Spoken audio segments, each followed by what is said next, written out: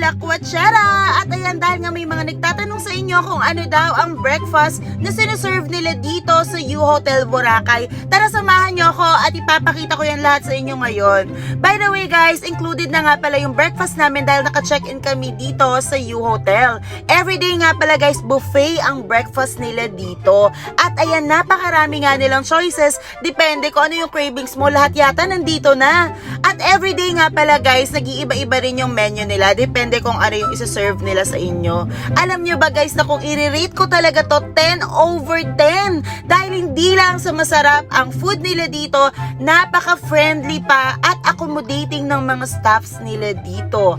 At guys, kung gusto nyo namang mag-walk-in, huwag kayo mag-alala dahil pwedeng-pwede for only 599 pesos lang, may experience mo na ang buffet breakfast nila dito sa U-Hotel. At kung gusto mo naman ma-experience ang pool nila dito at mag-swimming, pwede rin for only 899 pesos. Kaya ano pang inintay nyo guys, itry nyo na mag-check-in at mag-breakfast dito sa U-Hotel Boracay.